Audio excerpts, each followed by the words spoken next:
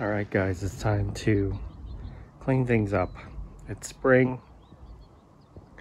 Been pondering a number of things, and what you see in front between the Yucca rostrata to the right and the needle palm to the left is going.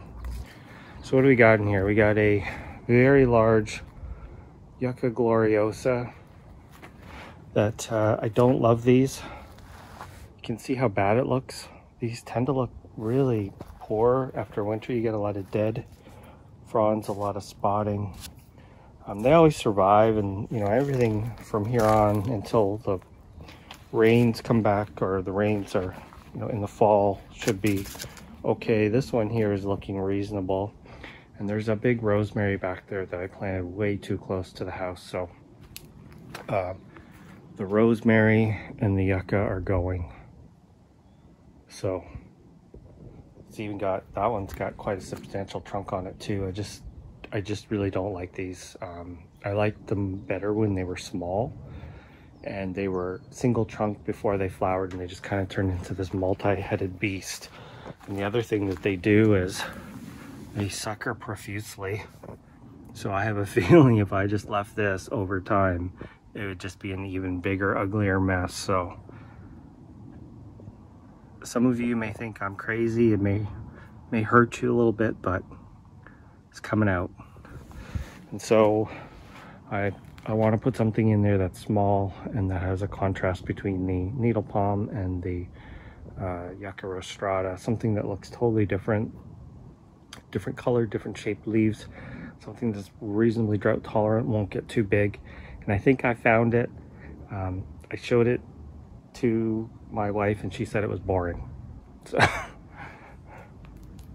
this is what I'm putting in its place. I think these are cool. I've seen these for years.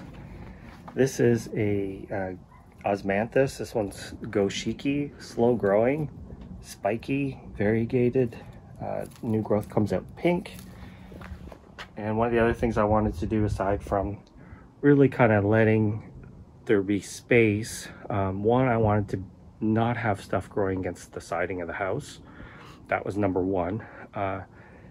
Number two, I wanted something that I could string Christmas lights on. So that was my other requirement. And I just want to allow some of these plants in front here to breathe, to have room. I got some sable minors in here.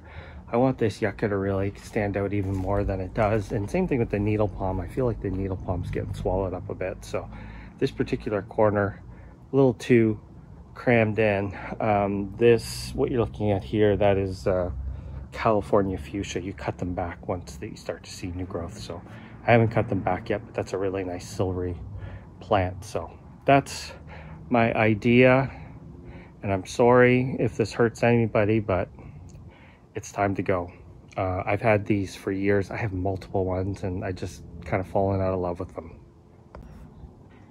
All right, well, I've beheaded the beast, and I want to show you why I'm not such a fan. So you see this trunk? It just twists and multiplies, gets growing points all over. Some people say you can trim them back, and that would probably help, but it's like the Hydra, ancient mythology, where it just keeps sprouting new heads. Look, there's one that died off right there. There's a new one there. So these could be stuck back in the ground and they would grow new plants, but you can see how fungus really affects them.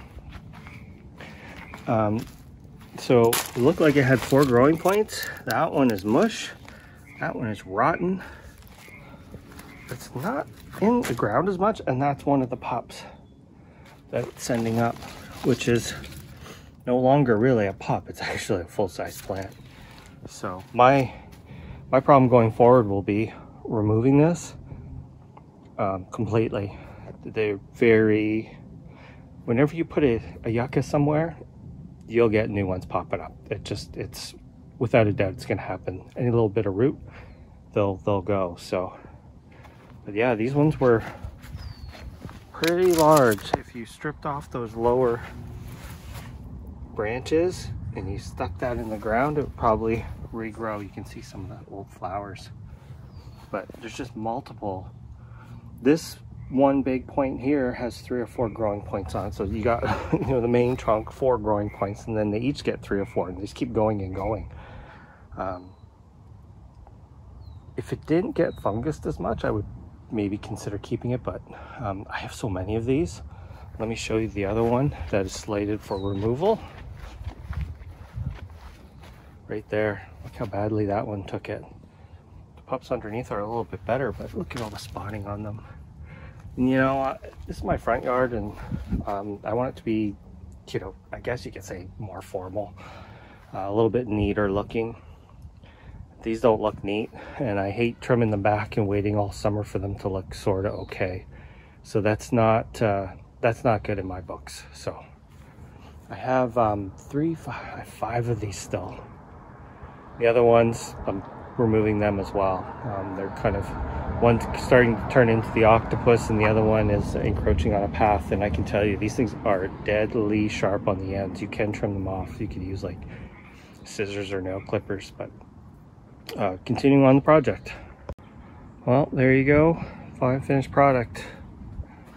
It's a Osmanthus Goshiki, and it will get quite a bit bigger than that. It'll get about 5 or 6 feet width-wise too, but I'm pretty sure you can trim these to shape, and so a lot more breathing room. Yucca rostrata looks happy. Those sable minor curtains right there definitely have a lot of room, and then these are about to be trimmed back. So in the needle palm, a lot of breathing room. So it's a little open looking, but I actually like it. I don't think it looks bad to me. Let's go to the other side, and you'll see the other side I need to work on. It's a jungle. It actually looks pretty good. I think it looks decent other than the yucca, but we're going to do the same there. Rosemary, yucca, and the manzanita are all being removed. I'd like to put another rosemary back in where that yucca is, because it's actually a plant that we use quite a bit. So it's handy having it right outside your front door for cooking and such.